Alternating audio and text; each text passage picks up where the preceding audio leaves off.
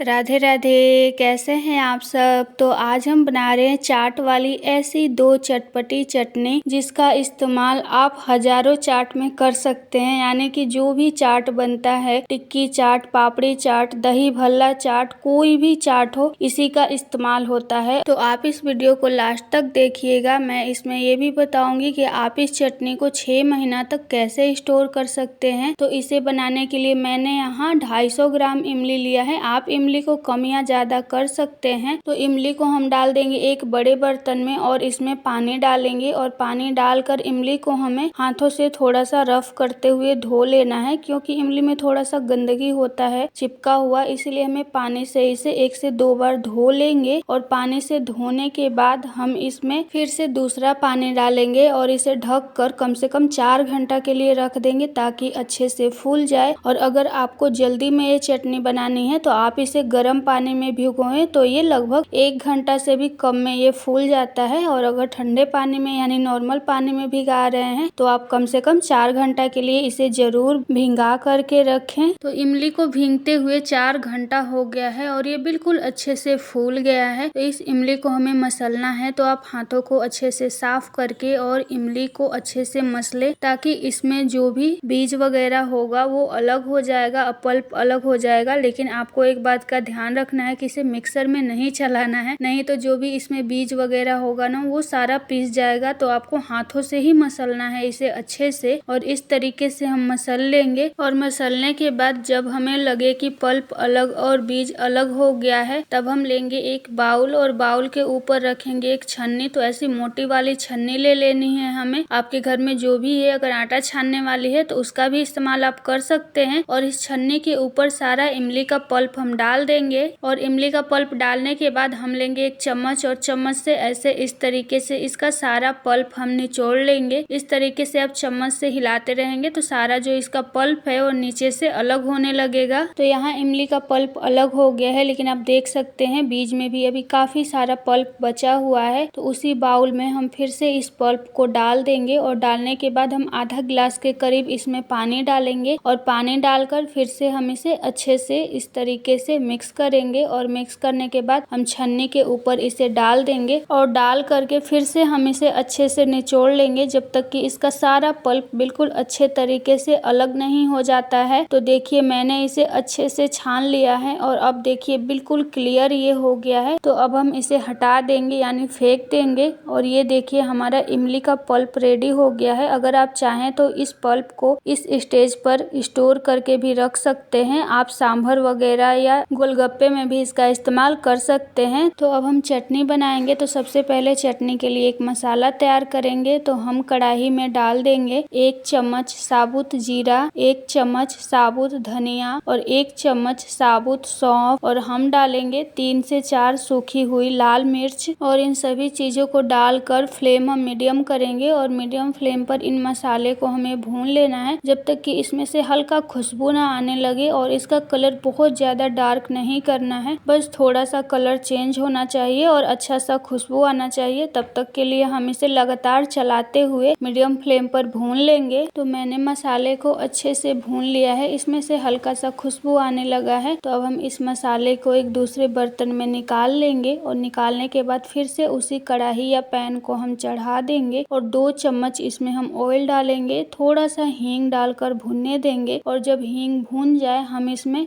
इमली का पल्प डाल देंगे जिसे अभी हमने निकाला था। और डाल करके इसे हम अच्छे से मिक्स करेंगे इसमें। और मिक्स करके हम फ्लेम मीडियम कर देंगे और मीडियम फ्लेम पर इसमें हम एक उबाल आने देंगे। तो जब चटनी में उबाल आ जाए हम इसमें मीठा डालेंगे। तो मीठा के लिए मैं डाल रही हूँ गुड़, क्योंकि ये चटनी गुड़ से ही बनता है। और आप जितना इमली लिए हैं उसका दोगुना हमें यहाँ गुड़ का इस्तेमाल करना है। तो मैंने 250 ग्राम इमली लिया था तो 500 ग्राम गुड़ लिया है। आप चाहें तो गुड़ और चीनी दोनों चीजें डाल सकते हैं, जैसे कि 250 ग्राम गुड़ और 250 ग्राम चीनी डाल दें। लेकिन ये चटनी ट्रेडिशनल ट्रेडिशनली तरीके से अगर आप बनाएंगे तो गुड़ में ही बनता है और गुड़ हेल्दी भी है, तो इसीलिए मैंने यहाँ चीनी का इस्तेमाल नहीं किया है। और बहुत लोग क्या करते हैं कि जितना इमली है उतना ही गुड़ डालते हैं, तो उससे क्या होता है जो चटनी बनती है वो सिर्फ खट्टी ही लगती है, मीठी लगेगी ही नहीं, क्योंकि आपको तो पता ही कि इमली कितना ज्यादा खट्टा होता है। इसीलिए इमली का दुगना आपको गुड़ या चीनी का इस्तेमाल करना है। आप जो भी डालें दुगना ही डालें। इसमें गुड़ को अच्छे से मिक्स करने के बाद फ्लेम मीडियम कर देंगे और इस चटनी को पकने के लिए छोड़ देंगे। चटनी पक रहा है तब तक जो हमने मसाला भुना था उसे कूट करके तैयार कर लेंगे। तो इस सारे मसाले को हम खलबट्टे में डालेंगे और दरदरा कूट लेंगे। अगर आप मिक्सर में करें तो भी इसे दरदरा ही करें, मिक्सर में बिल्कुल फाइन पाउडर इसका नहीं बनाना है। और अगर आप ऐसे दरदरा कूटते हैं तो इसका टेस्ट और भी बढ़िया आता है। तो यहाँ मैंने मसाले को इसी तरीके से कूट के तैयार कर लिया है और मैं आपको चम्मच से दिखाती हूँ। तो इस तरीके से मसाला दरदरा रहना चाहिए, बिल्कुल फाइन पाउडर नहीं बनाना है। ये हमारा मसाला तैयार हो गया और इधर हमारे चटनी को पकते हुए भी थोड़ा सा समय हो गया है और ये पहले से थोड़ा गाढ़ा हो गया है।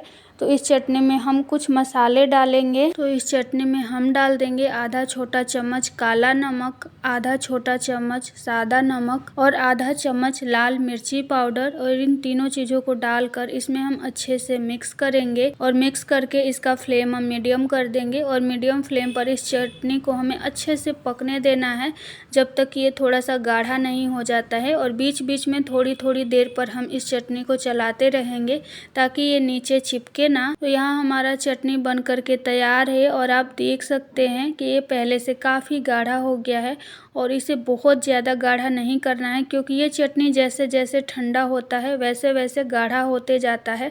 तो इसकी कंसिस्टेंसी बिल्कुल परफेक्ट है। तो सबसे लास्ट में हम इसमें डालेंगे तैयार किया हुआ मसाला जो हमने बनाकर तैयार किया था और इसमें 1 से 1.5 चम्मच खरबूजे का बीज डाल देंगे। इन दोनों चीज़ों को सबसे लास्ट में डालना है और डाल करके इन सारी चीज़ों को हम अच्छे से मिक्स करेंगे। और खरबूजे के बीज को आप थोड़ा सा ड्राई रोस्ट करके डालें, यानी कि थोड़ा सा भूनने के बाद डालें। इससे चटनी का सेल्फ लाइफ काफ़ी बढ़ जाएगा। तो इसे चटनी में अच्छे से मिक्स करने के बाद गैस का फ्लेम ऑफ कर देंगे और जब तक ये चटनी ठंडा हो रहा है चाट वाली दूसरी चटनी बना लेंगे, यानी कि जो तीखी वाली चटनी रहती है उसे बना करके तैयार कर लेंगे। तो चाट वाली दूसरी चटनी बनाने के लिए मैंने यहाँ फ्रेश हरा धनिया लिया है, आधा नींबू, 1 इंच अदरक का टुकड़ा और 8 से 10 हरी मिर्ची। इन सारी चीज़ों को मिक्सर के जार में हम डाल देंगे।